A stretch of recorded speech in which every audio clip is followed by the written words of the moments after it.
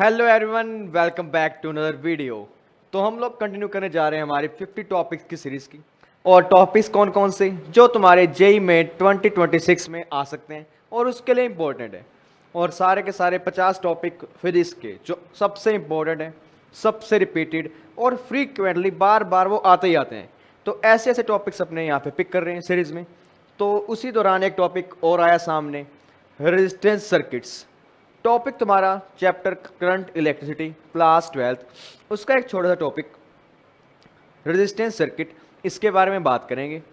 और साथ साथ इसके कुछ पीवाईक्यूज देखेंगे कि किस तरह के पीवाईक्यूज हमारे एग्जाम में आ चुके हैं और कैसे आ सकते हैं और उनको कैसे डील करना है। वो सारी की सारी बातें इस पूरी वीडियो में होंगी। ऑलराइट, तो स्टार्ट करते हैं इस वीडियो को। तो चैप्टर आपका है current electricity. Current electricity chapter weightage के नाम पे अच्छा खासा वेटेज रखता है ये। और क्लास है इसकी 12th क्लास का ये टॉपिक रहेगा। और पूरे चैप्टर को डील नहीं करेंगे, सिर्फ एक पर्टिकुलर पार्ट उठाएंगे इसमें। कौन से वाला पार्ट?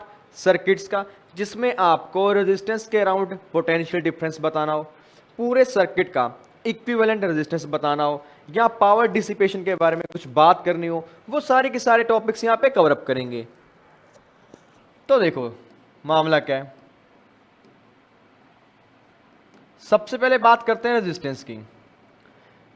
रेजिस्टेंस के बारे में तुम्हें पूरा आइडिया कि एक सर्किट में रेजिस्टेंस हम लगाते हैं जिसका सिंबल तुम्हारे पास ये रहता है और उसको हम शो करते हैं आर से, और ओम इसकी यूनिट है। वो सब बातें तुम्हें पता होंगी आई होप। और अगर वो बातें पता है ना, तो ज़्यादा टाइम वेस्ट ना करते हुए हम सिर्फ उतनी उतनी बातें करेंगे जिससे हमारे एग्जाम में क्वेश्चंस बन जाएं। तो देखो, सबसे पहले तो ना एक फॉर्मूला देखते हैं कि मान लो आपके पास एक कंडक्टर है, उसका रेजिस्टेंस तुम कैसे लिखते हो। देखो, resistance of a conductor. Suppose करो आपके पास एक कंडक्टर जिसका लेंथ कुछ भी हो सकता है एल, ठीक है जी, लिख दिया। उसका क्रॉस सेक्शनल एरिया, उसकी वैल्यू मान लीजिए आप ए, ठीक है जी। और रो इसकी होगी रेजिस्टिविटी, रो इसकी होने वाली है रेजिस्टिविटी।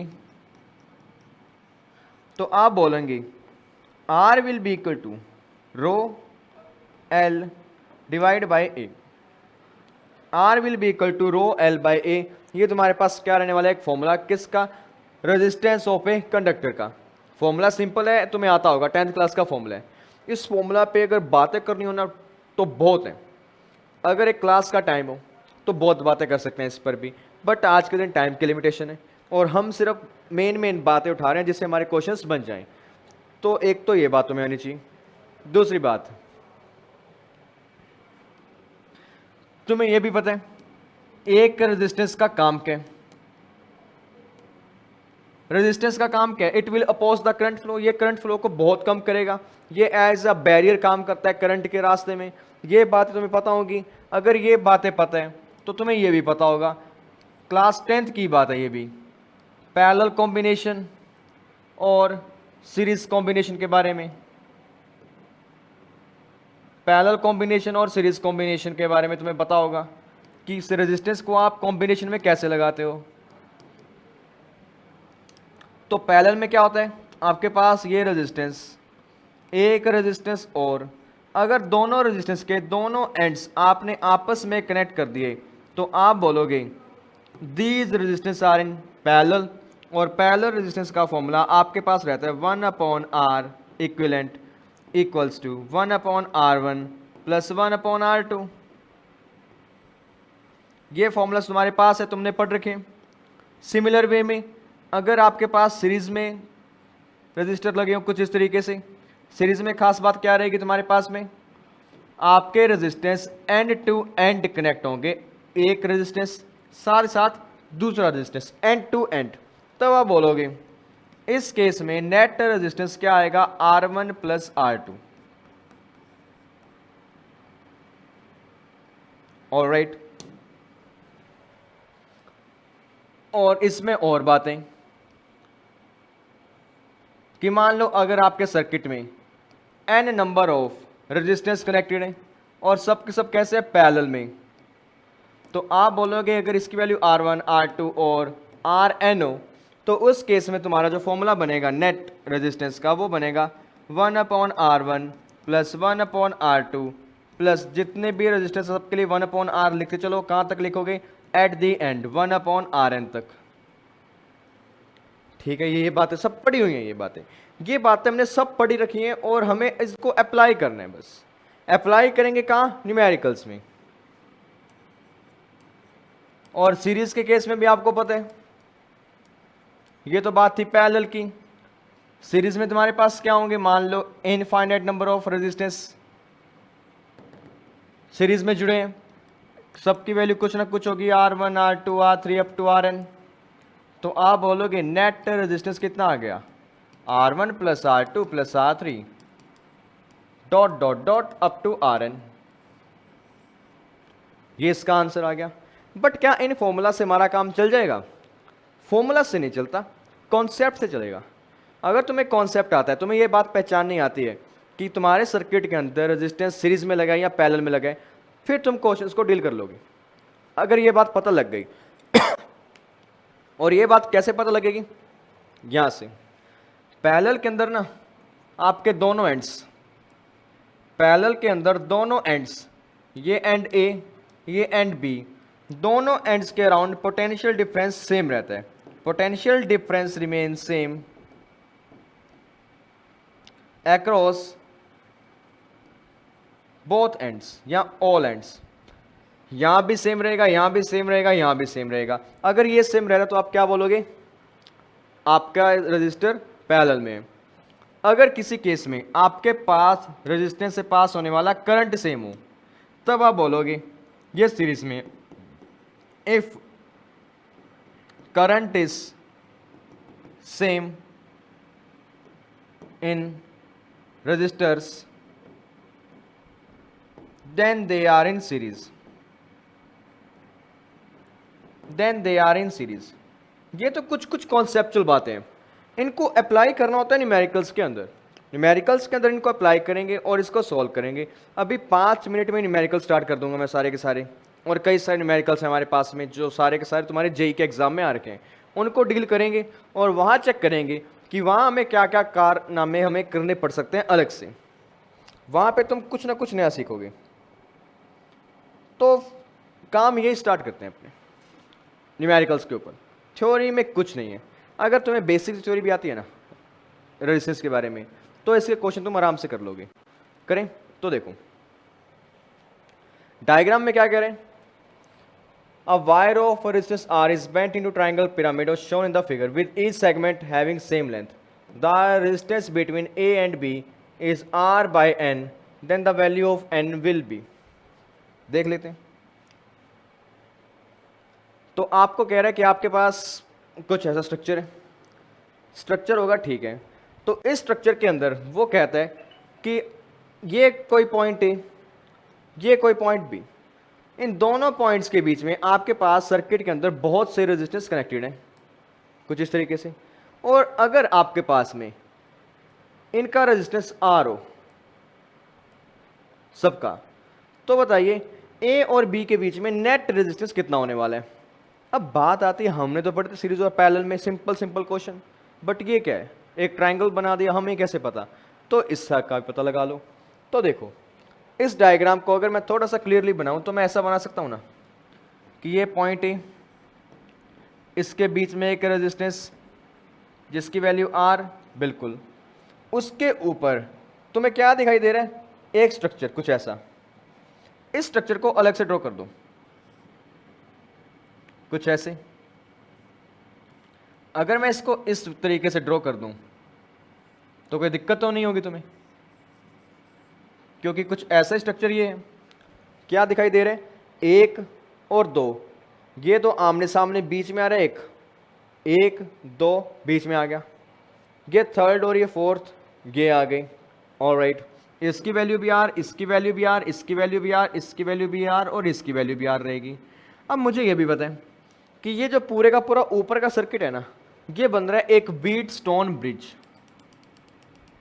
ये सारे का सारा क्या बन रहा है? एक व्हीटस्टोन ब्रिज। और व्हीटस्टोन ब्रिज कौन सा, बैलेंस कंडीशन में। व्हीटस्टोन ब्रिज पूरे का पूरा बैलेंस्ड, तो बैलेंस्ड है तो आप इसको लिख सकते हो डायरेक्ट कुछ इस तरीके से, ये आर, ये आर, ये आर और ये आर, सबके नाम दे दिए, और they are connected beyond this R, ये ए पॉइंट, ये बी पॉइंट। अब कर लो फाइंड रेजिस्टेंस कितना आएगा। अब मुझे दिखाई दे रहे हैं कि ये resistance end to end connected है सीरीज में, ये रेजिस्टेंस और ये रेजिस्टेंस सीरीज में कनेक्टेड है। तो आप बोलोगे ये डायग्राम बन गया 2R डिवाइड बाय 2R, और नीचे तुम्हें क्या दिखाई दे रहा है, R, बिल्कुल 2R 2R, और यहां पर क्या दिखाई दे रहा है, R। इसको और सॉल्व कर दो, इसको और सॉल्व करोगे तुम क्या बोलोगे इसके बारे में, 2R 2R 2R 2R 2R parallel है, पैरेलल का आंसर आएगा तुम्हारे पास में R, क्योंकि पैरेलल का फॉर्मूला लगाओगे आंसर क्या आएगा तुम्हारे पास में R। चेक कर लेना इसको, चाहिए चेक करोगे। उसके बाद में मुझे दिखाई दे रहे हैं कि यहाँ पर भी एक ये A, ये B, और तुम्हारे पास A और B के बीच में नेट रेजिस्टेंस आ गया R डिवाइड बाई 2। ये A, ये B, इनके बीच में नेट कितना आ गया, R बाई 2। ठीक है जी, R बाई 2 आ गया, बट क्या ये मेरा आंसर होगा, ये नहीं होगा। क्यों नहीं होगा, देखिए ध्यान से, इसको अभी हल्का सा मॉडिफाई करना होगा। वो ये कह रहे हैं कि तुम्हारे पास ना ये जो पूरे का पूरा एक वायर है उससे तुमने एक पिरामिड बना दिया है ना, पिरामिड बना दिया, तो उसके बाद में आपको ये फाइंड करना है कि यहां से लेके यहां तक का रेजिस्टेंस कितना होगा। अब मेरे को ये पता है, अगर तुमने एक वायर का पिरामिड बना दिया और पांचों की पांचों साइड एक तरीके की हैं, तो आप बोलोगे रेजिस्टेंस ऑफ वायर यानी कंप्लीट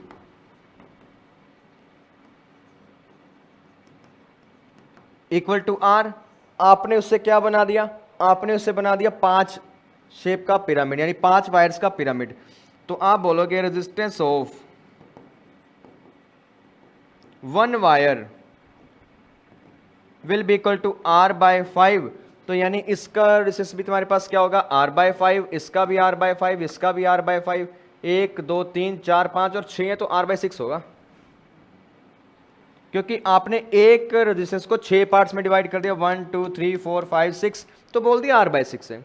अब R बाय 6 है ना, तो मुझे ये जानना है कि A और B के बीच में नेट कितना आएगा। वो आ गया तुम्हारे पास में R बाय 2, और R की वैल्यू क्या है तुम्हारे पास में, R बाय 6। पुट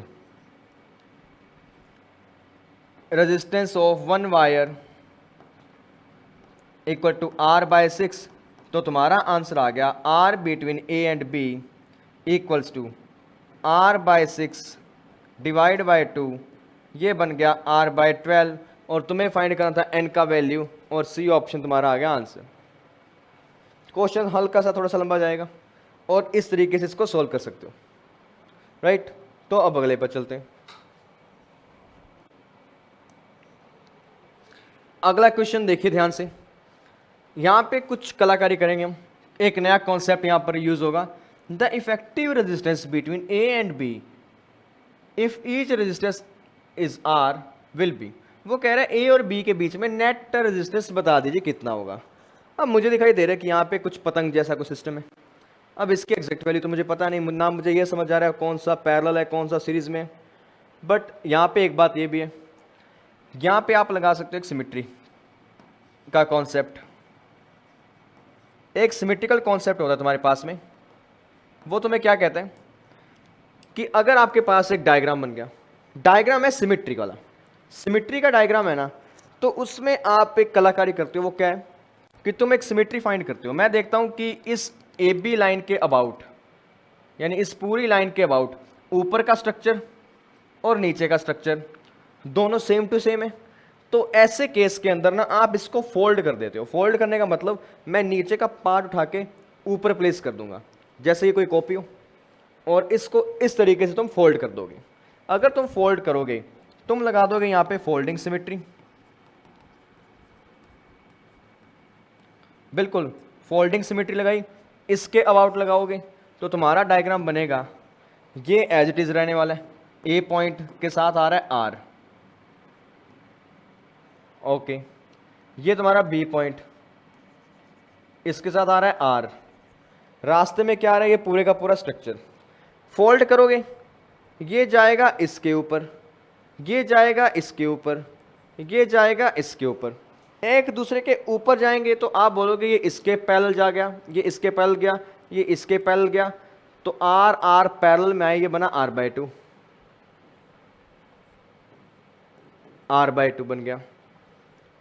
उसके बाद में ये इसके ऊपर गया, ये भी बन गया r/2, बना दिया। ये इसके ऊपर गया, ये भी बना r/2, ठीक है जी। उसके बाद में ना ये r और ये r रह जाएंगे एज इट इज,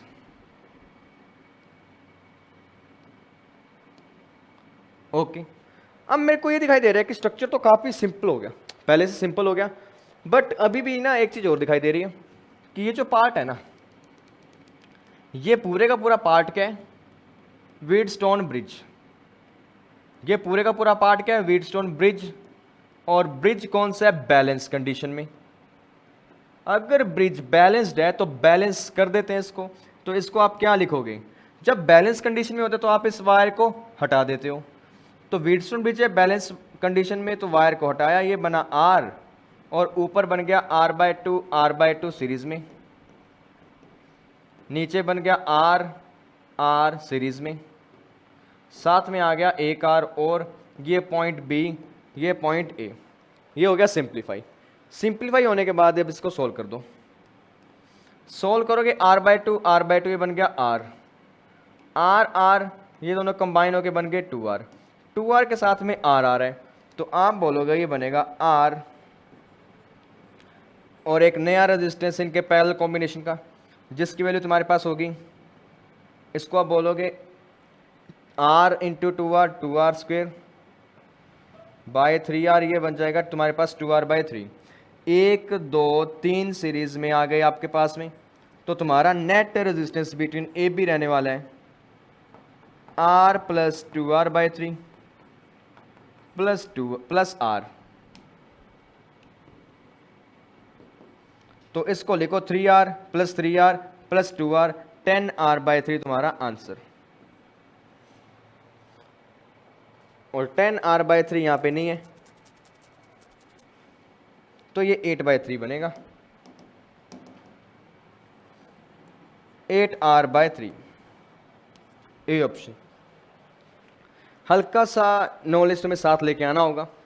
सर्किट्स को सॉल्व करने का तरीका ये है, साफ साफ दिखाई दे रहा है कि सिमेट्रिकल डायग्राम है। सिमेट्रिकल डायग्राम है तो आप सिमेट्रिकल कॉन्सेप्ट यहाँ अप्लाई करते हो। कॉन्सेप्ट में क्या है, folding symmetry. Folding symmetry about A B axis मानो, उसके अबाउट इसको ऊपर फोल्ड कर दो। फोल्ड करते ही मुझे दिखाई देगा कि ये क्या है, व्हीटस्टोन ब्रिज। व्हीटस्टोन ब्रिज का फॉर्मूला लगाया, सोल्व किया, ये आंसर।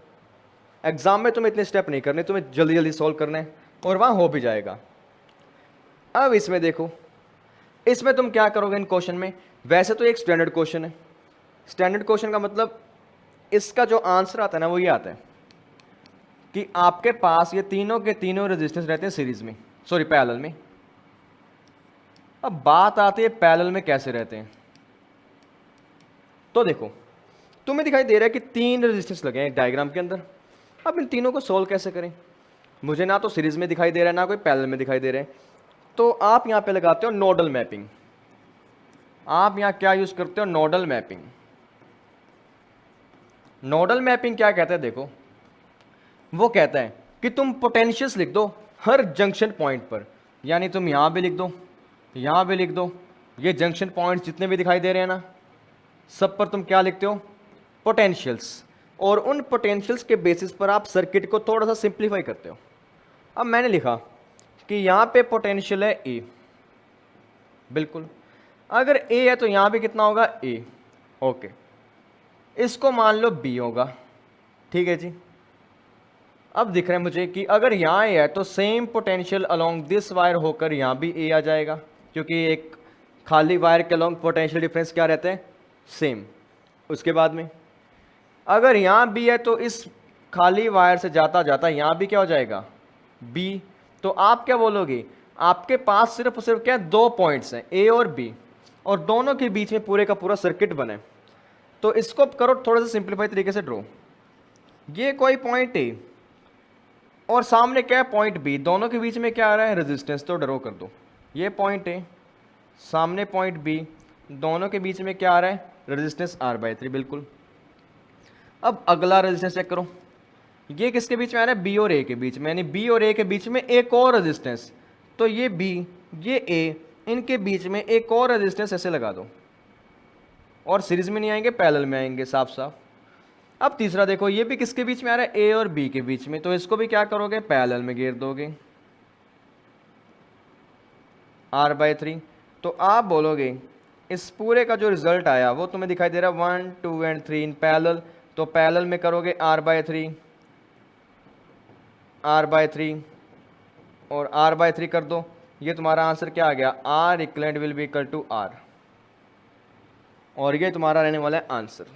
स्टैंडर्ड क्वेश्चन है, बहुत इजी क्वेश्चन है, ऐसे क्वेश्चन जनरली क्लासेस में होते हैं, और नोडल मैपिंग का अच्छा एक क्वेश्चन है ये, इससे कॉन्सेप्ट क्लियर होता है काफी हद तक। अब एक और क्वेश्चन नोडल मैपिंग का, क्वेश्चन देखने में थोड़ा सा अलग से अतरंगी से, तो इसको भी डील करते हैं। अब इसमें आपको क्या फाइंड करना है, equivalent resistance between A and B, A और बी के बीच में आपको नेट बताना है कितना रेजिस्टेंस आएगा। तो वो तो मुझे तब पता लगेगा जब मैं देखूं कि कौन सा सीरीज में कौन सा पैरेलल में है। तो करते हैं इसको भी। ये पॉइंट ए, ठीक है जी, इस पॉइंट को नाम दे दो सी, क्योंकि बी तो नाम आ रखा है। ऑलराइट, ये सी के साथ जुड़ा हुआ है, जुड़ने दो। इसको नाम दे दो डी। अगर ये डी है तो ये खाली वायर जा रही है, तो यहाँ पे कितना आएगा आपके पास में डी आएगा, बिल्कुल आएगा जी। अगर ये सी है तो सामने क्या आ रहा है तुम्हारे पास में सी, क्योंकि स्ट्रेट वायर है, तो यहाँ भी क्या लिखोगे सी। जंक्शन जंक्शन पर मैंने सारे पॉइंट्स के नाम दे दिए। अब इन पॉइंट्स को ना मैं यहाँ पे चेक करूँगा कि किसके बीच में क्या आ रहा है। सबसे पहले इसकी बात करते हैं। तुम्हारा काम क्या होता है नोडल मैपिंग में, तुम जंक्शंस को पॉइंट मार्क करते हो। जंक्शंस पॉइंट मार्क करें और उन जंक्शंस पे यूं चेक करते हो कि हर बार सेम वायर के अलोंग पोटेंशियल डिफरेंस रहता है सेम, ये कर देते हो। उसके बाद में तुम देखोगे कि हर रजिस्टेंस किन किन के बीच में आ रहा है, उनको ड्रॉ करोगे एक सिंपल डायग्राम के अंदर। तो मुझे दिखाई दे रहा है कि 6 ओम कहाँ आ रहा है ए और सी के बीच में, तो इसको मैं कर रहा हूँ ड्रॉ। ये ए पॉइंट यहाँ पे आ गया 6 ओम, ये किसके साथ जा रहा है सी के साथ में, ए और सी के बीच में, बिल्कुल है जी। उसके बाद में ए और सी के बीच में ये एक ही है, बना दिया। फिर कहता है कि सी से लेके डी तक आपके पास 2 रेजिस्टेंस सीरीज में, तो यहाँ लगा दो। ये सी साथ में 1 ओम, एक आ गया 10 ओम का, एक आ गया 5 ओम का, किसके साथ है जी ये डी के साथ में, बना दिए। फर्दर डी और सी के बीच में 8 और 7 और हैं अलग से, तो यहाँ पे लिख दो। डी और सी के बीच में यानी एक पैरेलल जोड़ा और लग गया इसकी, किसका 8 और 7 ओम का कॉम्बिनेशन, बना दिया। उसके बाद में ये कह रहा है कि सी और डी इसके बीच में ये भी है, कहता ये भी बनाओ। ये क्या कह रहे हैं 4 और 11, ये भी क्या आ रहे हैं तुम्हारे सी और डी के बीच में, तो इसको अलग से दिखा दोगे पैरेलल में। ये क्या आ गया 4 ओम, ये आ गया 11 ओम आ गया जी। उसके बाद में डी के साथ और बी के बीच में क्या है 8 ओम, तो डी के बाद में बना दो 8 ओम और यहां दे दो पॉइंट बी। अब देखो क्या ये डायग्राम सिंप्लीफाई हुआ या नहीं हुआ। 1 2 3 4 5 6 7 8 8 रेजिस्टेंस थे, और यहाँ पे कितने 8 हैं। यहाँ मुझे पता नहीं लग रहा कौन सा सीरीज है कौन सा पहले है, वहाँ मुझे साफ साफ दिखाई दे रहे हैं, साफ साफ दिखाई दे रहे हैं, तो इसको सोल्व कर लेते हैं। ये ए साथ में आ रहा है 6 ओम, ओके, 11 और 4 15, 10 और 5 15, 8 और 7 15, तो ये तो हो गए 15 15 15 15 15 15 ओम के 3 रेजिस्टेंस पैरेलल में, और ये 8 ओम, ये 3 है ना पैरेलल में 15 15 15, तो इनका रिजल्ट आएगा आपके पास में 5 8 5 और 6। कैसे आया ये 5? आप लिख दोगे 1/RP will be equal to 1/15 plus 1/15 plus 1/15। ये तुम्हारे पास क्या बन गया? 3/15 इक्वल टू 1/5 ओम। ये तुम्हारा आंसर आ गया बिल्कुल। अब ए और बी के मुझे बीच में नेट फाइंड करना है, वो क्या होगा? सीरीज में 3 है तो तीनों को ऐड कर दो। 6 + 5 11, 11 + 8 19। लो ये तुम्हारा आंसर 19 ओम कहाँ है? Option C. इस तरीके से इसको सोल्व कर सकते हो। बस क्या बचा था इसमें? क्वेश्चन देखने में हैरान करेगा, परेशान भी कर सकते हैं, बट जब आप उसको सोल्व करने जाओगे ना, नोडल मैपिंग लगा दो, सिमेट्री लगा दो, उनसे हो जाता है। और ये अच्छा सा क्वेश्चन था, इसको सोल्व कर दिया। अब आगे चलते हैं। एक क्वेश्चन ये रहा, क्या कह रहे हैं? The terminal potential difference of the cell बताओ कितना होगा। मतलब आपको बताना है यहां से लेके इस पॉइंट के बीच का वोल्टेज पोटेंशियल डिफरेंस, तो बता देते हैं। तो इसके लिए तुम्हें हल्का सा कर्चफ फ्लो आना चाहिए। अगर हल्का सा बेसिक सा कर्चफ फ्लो आते तो कर देंगे इसको सोल्व। कैसे करोगे? इस सर्किट को ऐसे लिख दो, 3 ओम की बैटरी, 3 वोल्ट की बैटरी, साथ में क्या है 1 ओम का रेजिस्टेंस, और ये 4 और ये 4 है पैरेलल में, 4 और 4 पैरेलल में, तो इनका रिजल्ट आएगा 2। ये आ गया 2। 1 और 2 3 सीरीज में है तो ये बनेगा तुम्हारे पास में सीधा सा डायग्राम, 3 ओम पैरेलल में 3 वोल्ट। मुझे जानना है कि करंट कितना पास करेगा, तो करंट का फॉर्मूला क्या लिखोगे? V/R। V तुम्हारे पास 3, R तुम्हारे पास 3, करंट आ गया 1 एम्पियर। अगर करंट आ गया 1 एम्पियर तो मैं बोल सकता हूँ कि ये प्लस ये माइनस यहाँ पे जा रहा होगा 1 एम्पियर करंट, तो आप बोलोगे इसके अराउंड आपका नेट पोटेंशियल डिफरेंस आ गया 3 माइनस आई इंटू 1 ओम, और आई की वैल्यू क्या है 1, तो ये आ गया तुम्हारे पास में 2 वोल्ट। तो लगा दो 2 वोल्ट, राइट, सॉरी 2 नीचे। ये तुम्हारा आंसर। कर्चफ फ्लो का यूज है, कर्चफ फ्लो अगर आता है तो इजीली सोल्व हो जाएगा। तो अगला क्वेश्चन देखिए, the ratio of heat dissipated per second through the resistance 5 ohm and 10 ohm in the circuit. आपको बताना है रेशियो किसका? Heat dissipated per second. Heat का फॉर्मूला तुम्हारे पास होता है डिसिपेशन का, I² R into T. T यहाँ पे रहता है time, R resistance, I current. वो कह रहा है आपको बताना है हीट डिसिपेटेड पर सेकेंड, तो यानी टाइम से डिवाइड करोगे, ये क्या बनेगा? I² इंटू R, और I² R तुम्हारे पास क्या होता है? पावर। अल्टीमेटली आपको क्या फाइंड करना है? पावर को। पावर फाइंड करनी है तो कर देंगे। पावर फाइंड करनी है तो पहले मैं ये चेक कर लूँ कि R की वैल्यू तो मेरे पास है, इसमें से कितना करंट जाएगा और इसमें से कितना करंट जा रहा होगा। अगर वो वैल्यूज आ जाएं तो मैं पावर भी फाइंड कर दूंगा।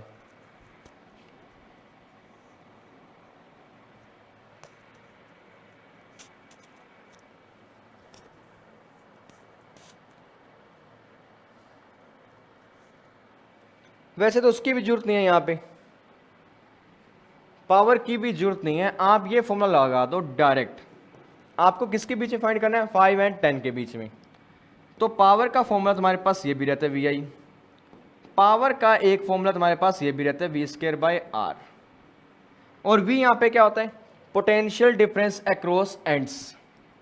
मुझे फाइंड करना है इसके पावर डिवाइड बाय इसका पावर, तो लिख दो power for 5 ohm divide by power for 10 ohm equals to V² by 5 ohm into V² by 10 ohm. अब एक बात ये भी साफ है, इन दोनों के बीच में आने वाला पोटेंशियल डिफरेंस यानी वोल्टेज कितना होगा? सेम होगा, तो V से भी कैंसिल। तुम्हारा आंसर आ गया 2/1। उठाओ B। कुछ नहीं करना ज़्यादा, पावर का ही क्वेश्चन था। पावर का अगर फॉर्मूला आता है, बेसिक बेसिक बातें पता है तो आंसर आ गया, बिल्कुल स्ट्रेट सिंपल।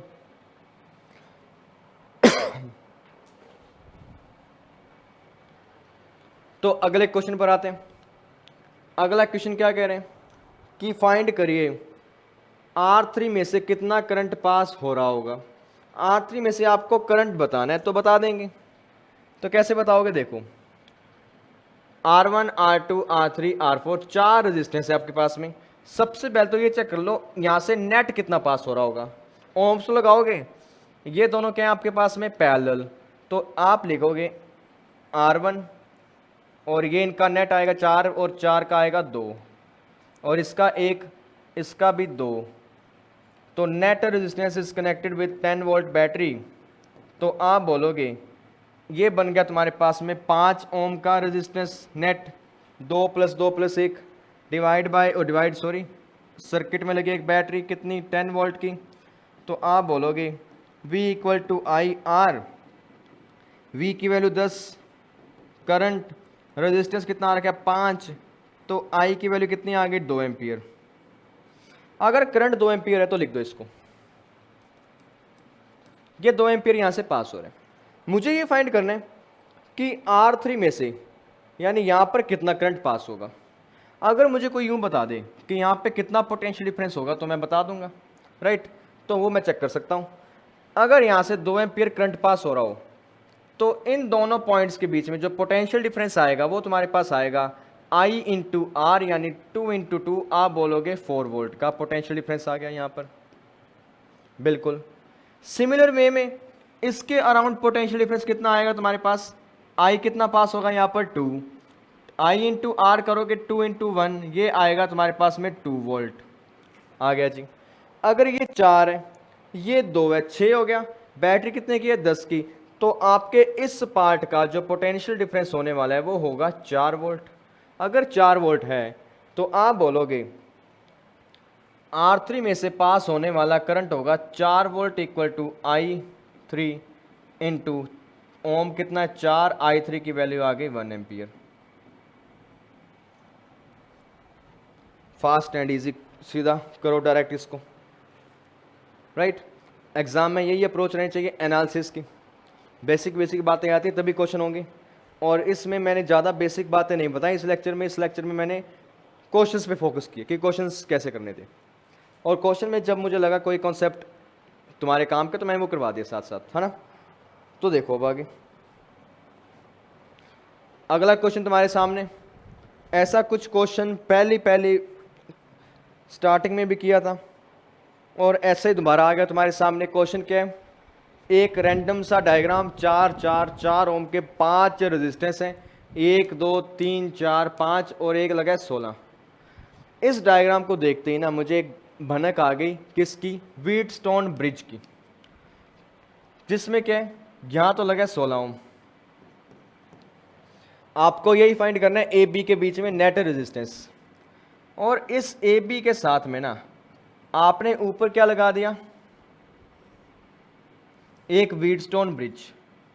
ये 4 ओम, ये 4 ओम, इनके बीच में लगा है 4 ओम, साइड में 4 ओम, यहाँ भी 4 ओम, 4 ओम 4 ओम 4 ओम, ये भी 4 और ये भी 4। डायग्राम सेम है, पहला क्वेश्चन भी ऐसा ही था। और ये तुम्हारा फॉर्मेट किसका है, व्हीटस्टोन ब्रिज का। अगर ये व्हीटस्टोन ब्रिज है और कौन सी कंडीशन में, बैलेंस्ड में, ये भी दिखाई दे रहा है बैलेंस में कैसे, मतलब दिस डिवाइड बाय दिस कर दो, दिस डिवाइड बाय दिस कर दो, दोनों का रेशियो क्या आएगा 4/4 का 1, 4/4 का 1। बैलेंस है तो आप इसको सिंपली लिख दोगे ऐसे, बीच वाले को कट कर दो तो ये बन गया 4 सीरीज में, और नीचे आ जाएंगे 4 पैरेलल में, और साथ में क्या है एक 16 ओम का भी।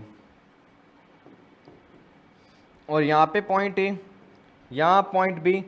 अब इनके बीच का नेट फाइंड करने, तो नेट फाइंड करोगे आप लिखोगे 4 8 4 8 8 और 8, नीचे क्या आ रहा है 16।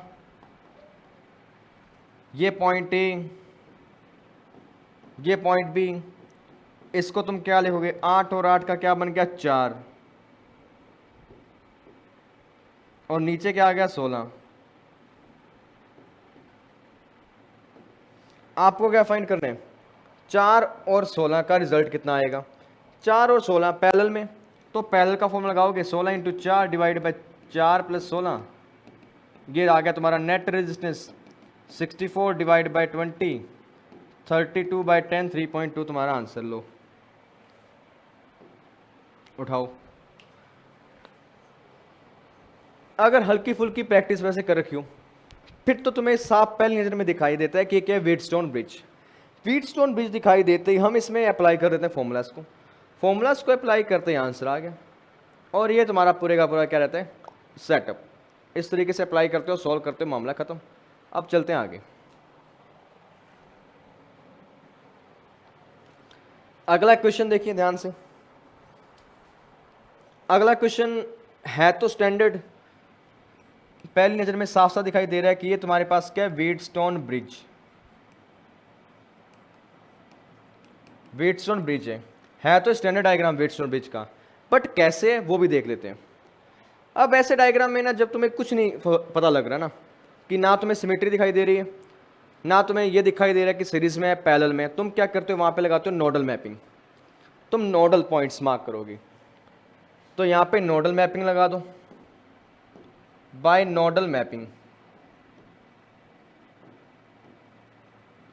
नोडल मैपिंग का मतलब आप जंक्शंस पर पोटेंशियल लिख दो। यहां पर कितना रहेगा ए, यहां पे नाम दे दो बी, क्योंकि यहां पे पार्ट्स लगे हैं, कंपोनेंट्स हैं, और यहां पे सीधी वायर नहीं है तो यहां पे भी चेंज होगा, यहां पे लिख दो नाम डी, और यहां पे क्या लिखोगे डी कुछ भी। और इसने क्या बोला, अच्छा बी वो है ना, तो यहां पे नाम चेंज करो थोड़े थोड़े। यहां पे नाम दे रखा है तुमने ए, इसको नाम दे दो सी, इसको नाम दे दो डी, और इसको नाम दे दो क्योंकि बी है। तुम्हें चेक करना है ए और बी के बीच में नेट रेजिस्टेंस कितना है। तो देखो ए और बी के बीच में नेट कितना आएगा। अब मुझे दिखाई दे रहा है कि यहां पे चार चार पॉइंट्स, तो चारों पॉइंट्स को ड्रॉ करना होगा। तो सबसे पहले तो ये देखो ए और सी, इसके बीच में क्या लगेगा तुम्हारे पास 2R, तो दिखा दो ये कोई पॉइंट ए, ये कोई पॉइंट सी, इनके बीच में लगा एक 2R, ठीक है जी। उसके बाद में ना वो कह रहे हैं ए के साथ डी भी जुड़ा है, कैसे, एक आर से, तो आप बोल दोगे ए के साथ एक और पॉइंट है डी, जो कैसे जुड़ा है, एक रेजिस्टेंस आर के साथ में, कर दिया जी। इसका काम कर दिया, इसका काम हो गया। अब आते हैं इन दोनों के बीच में सी और डी, इन दोनों के बीच में क्या लगा है 9R, तो ये सी से जाओगे डी, तो सामने क्या बीच में क्या आएगा 9R। फिर कह रहा है कि आप डी से बी जा सकते हो 3R के साथ, तो डी से ना एक रेजिस्टेंस बना दो बी तक, इस और इसकी वैल्यू क्या रहेगी 3R, बना दिया। फर्दर वो कह रहा है कि सी से बी के बीच में भी एक रेजिस्टेंस है, कितना है वो 6R, तो सी से लेके बी तक जाओ, क्या बनाओगे 6R, और ये तुम्हारे पास क्या बन गया व्हीटस्टोन ब्रिज। और क्या ये बैलेंस में है या नहीं है तो चेक करते हैं, इसको इससे डिवाइड कर दो, 2R बाई आर कर दो इक्वल्स टू, इस रेजिस्टेंस को इससे डिवाइड कर दो, 6R बाई 3R को डिवाइड करोगे, ये देगा तुम्हें 2 आंसर, ये भी देगा तुम्हें 2 आंसर, यानी 2 इक्वल टू 2, यानी बैलेंस्ड है। बैलेंस है तो अब प्रोसीड करते हैं आगे। जब आपके पास बैलेंस कंडीशन है तो आप बोलोगे इसका काम तो हो गया खत्म। अगर इसका काम खत्म हो गया तो ये दोनों आएंगे सीरीज में, ये दोनों आएंगे सीरीज में, तो आपका रिजल्ट कुछ ऐसा बनेगा, ये पॉइंट है ऊपर 2 और 6 सीरीज में, तो ये बन गया 8 ओम यानी 8R, नीचे R और 3 सीरीज में, तो ये बना 4R, ये B। अब तुम्हें फाइंड करना है नेट। नेट फाइंड करोगे, पैरेलल का फॉर्मूला लगा दो, this into this divide by इन दोनों का सम, 32R square divide by 12R, ये बना तुम्हारे पास में 16/6 8/3R। उठाओ आंसर। 8/3 ये रहा बी ऑप्शन। स्टैंडर्ड क्वेश्चन है व्हीटस्टोन ब्रिज का। अगर चैप्टर में थोड़ा बहुत भी पढ़ रखे है ना, तो फिर तुम्हें पता होता है कि व्हीटस्टोन ब्रिज ही है।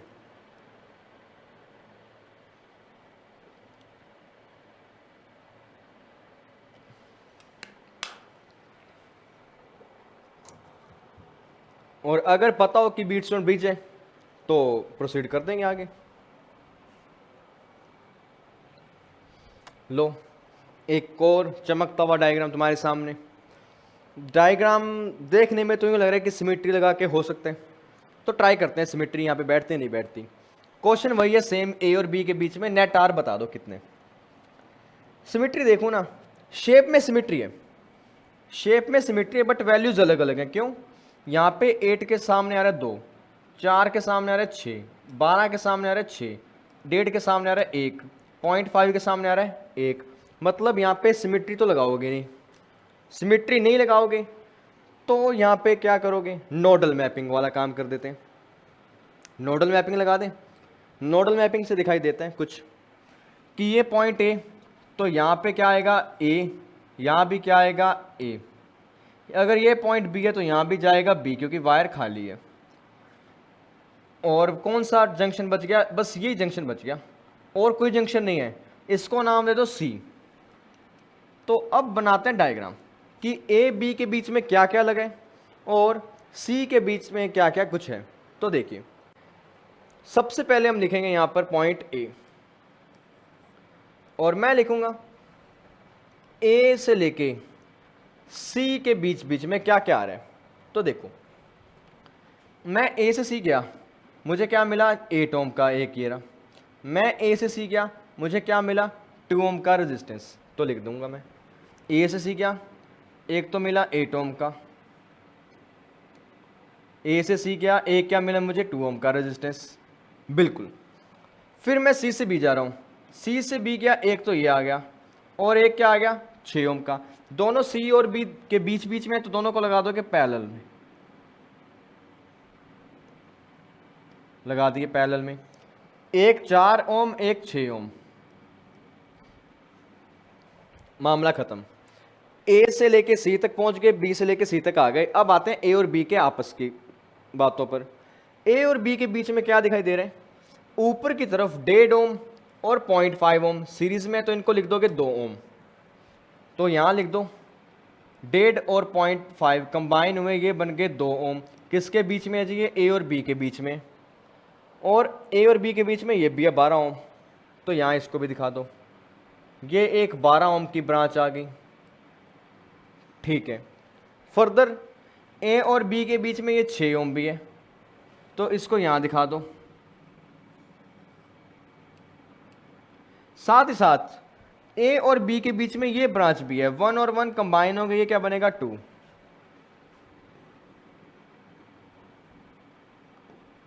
लो जी, बन गया। अब ये तुम्हारा सर्किट सिंप्लीफाई हो गया काफी हद तक। हालांकि अभी भी डायग्राम बड़ा है, बट सिंप्लीफाई हो गया। सिंप्लीफाई में मैं कह सकता हूं कि क्या क्या रिजल्ट अब आ सकते हैं। अब करते हैं इसको सोल्व। सोल्व करोगे तो पहले इनका इलाज कर दो। इनका इलाज करोगे ये दोनों पैरेलल में, तो इनका आंसर आएगा 2 × 8 डिवाइड बाई 8 + 2, और ये तुम्हें देंगे 16 डिवाइड बाई 10, ये आया 1.6 ओम। इन दोनों को सोल्व करो, ये तुम्हें क्या देंगे? 4 × 6 डिवाइड बाई 4 + 6, ये बन गए 2.4 ओम। 2.4 में 1.6 ऐड कर दो, ये बनेगा 4 ओम। तो तुम्हारा अगला डायग्राम बनेगा 2 ओम, साथ में 12 ओम,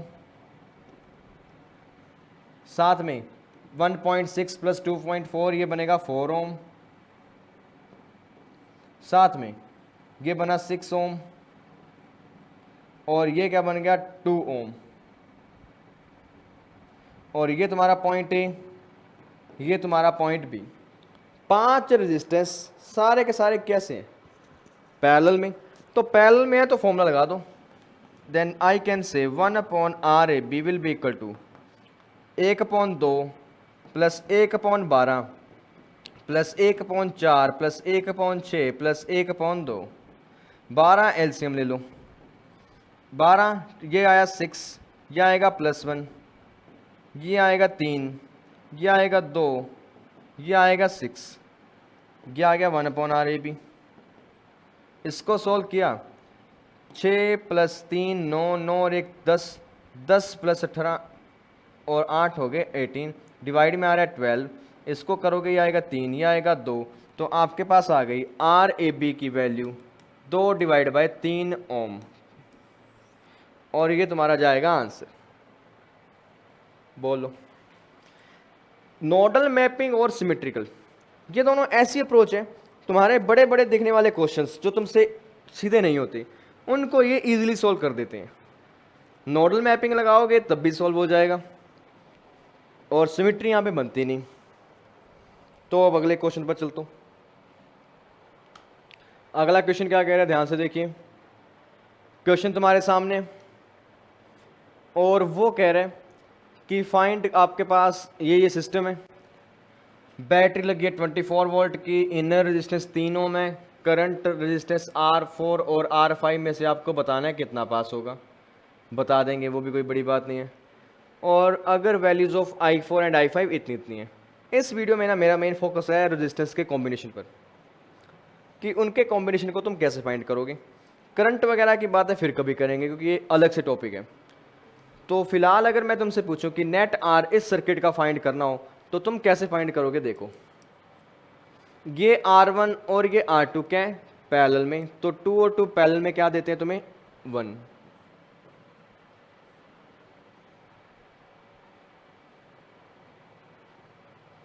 टू और टू तुम्हें देंगे 1। उसके बाद में ये आ गया सीरीज में इनके साथ, कौन सा है, 2 ओम।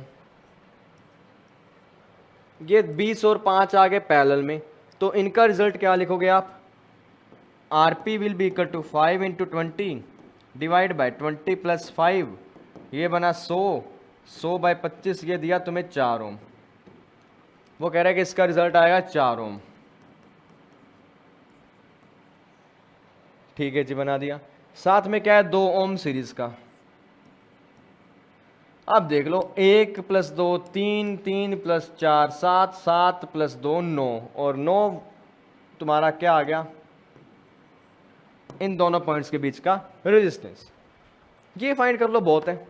करंट कभी फिर देखेंगे। एक क्वेश्चन, अच्छा सा क्वेश्चन है, देखो ध्यान से। क्वेश्चन क्या कह रहा है, एक वायर का रेजिस्टेंस आपके पास है 5 ओम।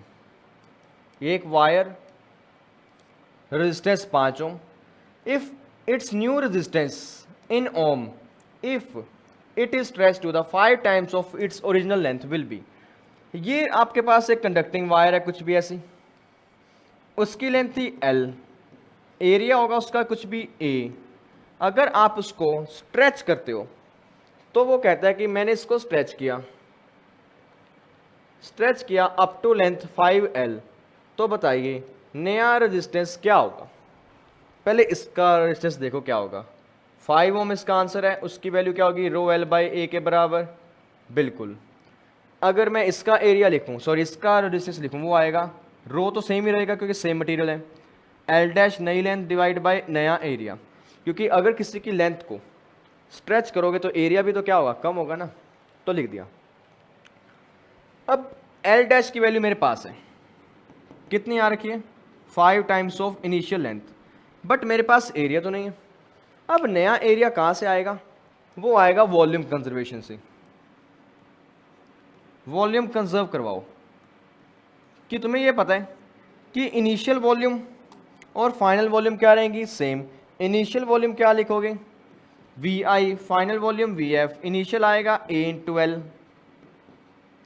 फाइनल आएगा A' L', AL, फाइनल की वैल्यू तुम्हारे पास L' की तो आ रखी है 5L, तो L L कैंसिल। आप बोलोगे नया एरिया क्या आ गया, पहले वाले के 5 गुना कम आ गया। तो इस बार A' को पुट कर दो, A डिवाइड बाय 5, तो मैं लिख सकता हूँ इसको, R' will be equal to ρL/A × 25।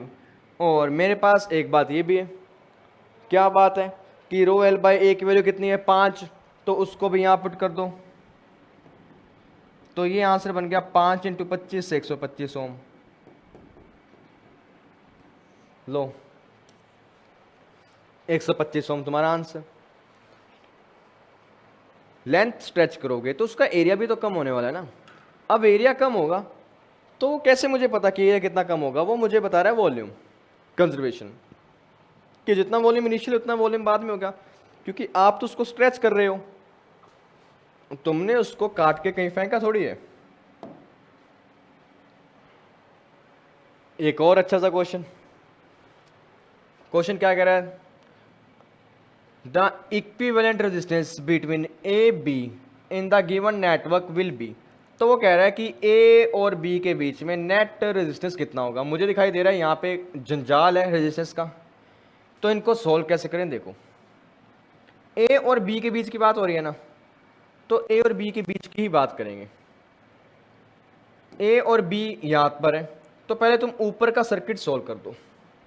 अगर ऊपर के सर्किट को देखूं, ये दोनों क्या है? सीरीज में, तो आप इसको यूं लिख सकते हो, 5 और 5 सीरीज में है, तो आप इसको लिख दो, ये ए पॉइंट, ये इसके साथ में क्या जुड़ा हुआ है? 10 ओम, कुछ इस तरीके से। आगे क्या जा रहा है? 5 ओम, और फिर क्या लगा है? एक 10 ओम, और यहाँ भी क्या है? 10 ओम, और यहाँ पे क्या लगा है आपके पास में? 5 ओम, फिर क्या लगा है यहाँ पे? 10 ओम, और यहाँ पे भी क्या लगा है आपके पास में? एक 5 ओम, और यहाँ भी क्या लगा है? 10 ओम, और ये कौन सा पॉइंट है तुम्हारा? बी। ठीक है जी, ये डायग्राम हो गया। अब ये 10 और 10 दोनों पैरेलल में, 10 और 10 का रिजल्ट तुम्हारे पास आएगा 5। तो ये दोनों जो रिजल्ट देंगे वो देंगे तुम्हें 5 ओम। तो तुम्हारा डायग्राम बनेगा कुछ ऐसा, कुछ देर में 10 10 5, और ये 5 आने वाला 5 इस 5 के साथ सीरीज में, तो आप इसको सिंपली लिख दो 10 ओम, और साथ में क्या आ रहा है? एक 10 ओम और।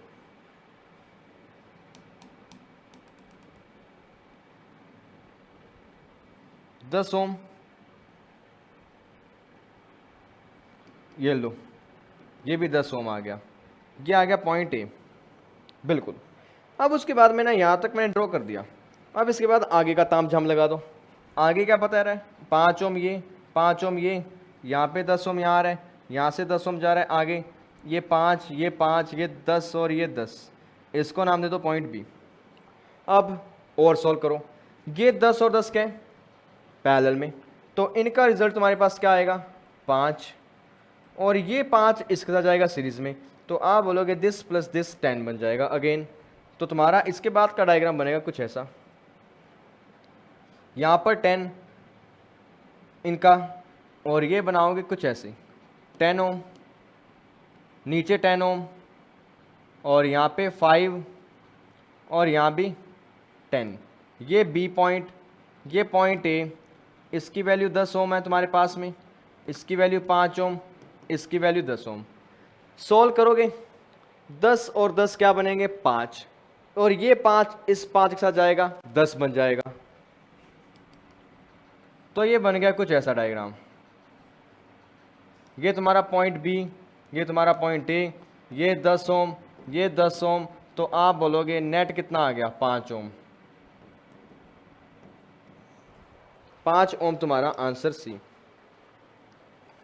डायग्राम में साफ दिखाई दे रहा है कि कुछ सीरीज में, कुछ पैरेलल में, तो उन सभी को ऐड करते रहो, सोल्व करते रहो, आंसर आते रहेंगे।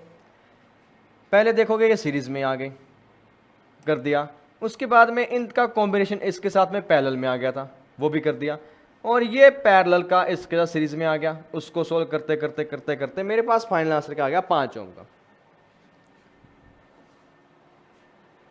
अब अगला क्वेश्चन तुम्हारे सामने, find the equivalent resistance of the given circuit between A and B. A और बी के बीच में नेट रेजिस्टेंस बता दो कितना होगा।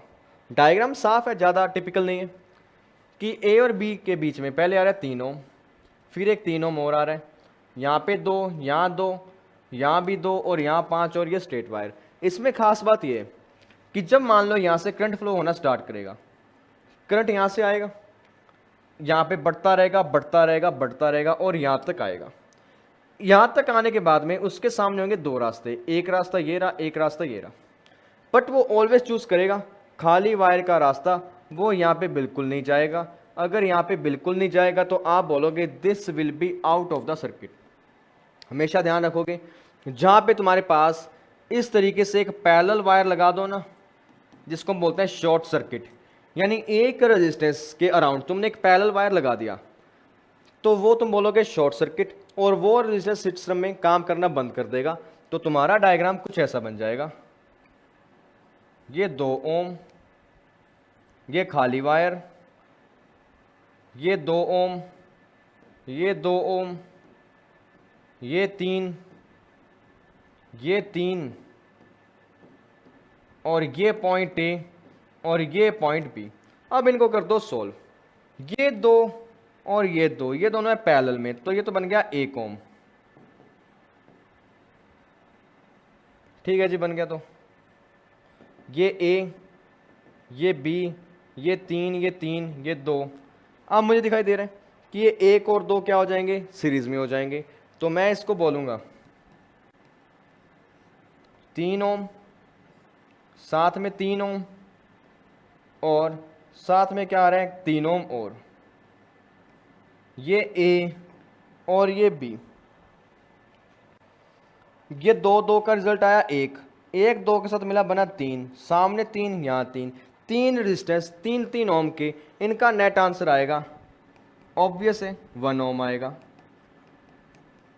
और चेक कर लो क्या ये ऑप्शन में है कहीं, ये रहा डी ऑप्शन। लो उठाओ आंसर, सिंपल। बस कॉन्सेप्ट क्या था शॉर्ट सर्किट का, कि जब आपके पास में एक पैरेलल वायर लगा देना खाली किसी कंपोनेंट के अलोंग, तो आप बोलते हो शॉर्ट सर्किट कर दिया, यानी उस कंपोनेंट का तुमने काम ही खत्म कर दिया। वहां पे उसका होना ना होना डायग्राम में कोई मतलब ही नहीं रखता, कोई मायने नहीं रखेगा तुम्हारे लिए। और अगला क्वेश्चन देखो, क्या कह रहा है तुम्हें, find the power dissipation in the whole circuit. Power का फॉर्मूला लगाना है और डिसिपेशन बताना है पावर कितना होगा, तो वो तुम बता देंगे। पहले मैं ये देख लूं इस पूरे सिस्टम में नेट जो आपके पास रेजिस्टेंस है वो कितना होने वाला है। अगर डायग्राम को देखो तो यहाँ पे मुझे एक चीज़ साफ तो दिखाई दे रही है कि ये पॉइंट ए, ये पॉइंट बी, तो आप बोलोगे ये पॉइंट ए आ गया, ये पॉइंट बी आ गया, ये पॉइंट बी आ गया, ये पॉइंट ए आ गया, और ये वाला जो कट है ना यहाँ पे वायर ऊपर से जा रहा है, इंटरसेक्ट नहीं कर रहा। इट मीन्स 4 और 8 ये पूरी की पूरी ब्रांच ए बी के बीच में, ये 2 और ये 4 ये पूरी की पूरी ब्रांच ए बी के बीच में, ये 4 ओम वाली ब्रांच ए बी के बीच में, ये नीचे 8 ओम वाली ब्रांच भी ए बी के बीच में। तो आप बोलोगे इस सर्किट के अंदर ये पॉइंट ए, ये पॉइंट बी, इन दोनों के बीच में 4 ब्रांचेज हैं। ऊपर क्या है 4 ओम, नीचे क्या 4 + 8 ओम, और यहां पे क्या 2 + 4 ओम, और यहां पर तुम्हारे पास है 8 ओम। फर्दर वो कह रहा है कि आपने इसके साथ एक बैटरी जोड़ दी 2.2 वोल्ट की, साथ में जोड़ा है इंटरनल रेजिस्टेंस है बैटरी का 0.6, तो वो सीरीज में लगा देंगे बाद में। ठीक है जी, अब इनका रिजल्ट फाइंड करते हैं। 4 4 और 8 12, 4 और 2 6, तो इसको तुम यूं लिख दोगे ऊपर 4, नीचे 12, यहाँ पे 6, और यहाँ पर 8, और ये तुम्हारा सर्किट पूरा 0.6 ओम और 2.2 वोल्ट। तो अब नेट रेजिस्टेंस फाइंड कर देते हैं। नेट फाइंड करोगे 4 12 6 8 तुम्हारे पास है पैरेलल में, तो लिख दो 1/4 + 1/12 + 1/6 + 1/8, तुम्हारा आंसर बनेगा 12। कॉमन ले लो, 12 कॉमन नहीं ले सकते यहाँ पे, रुको रुको रुको, तुम्हें यहाँ पे कॉमन लेना होगा। यहाँ तो 48 आएगा, 48 कॉमन लो यहाँ पे, 48 भी छोड़ 24 लेंगे। 24 कॉमन लो, 24 लोगे तो ये बनेगा 1/RP, 24 6 2 4 8 3, RP will be equal to 24 divide by 6 + 4 10, 10 और 15 5 15, तो ये आ गया 24/15। 24/15 को आप लिख सकते हो, ये तुम्हारा जाएगा 3 के टेबल के ऊपर, ये आएगा 8 पर, ये आएगा 5 पर। 5/8 को लिखोगे 1.6 ओम।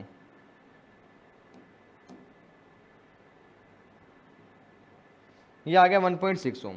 अगर 1.6 ओम आ गया, अब इसको आगे अपने सॉल्व कर देंगे तो आगे कुछ नहीं बचा इसमें। अब मुझे दिखाई देगा कि इनका जो रिजल्ट आ गया वो कितना आ गया 1.6, तो इसको कर दो रिप्लेस। रिप्लेस के साथ आपके पास बनेगा 1.6 और सीरीज में कौन सा लगा हुआ है 0.6।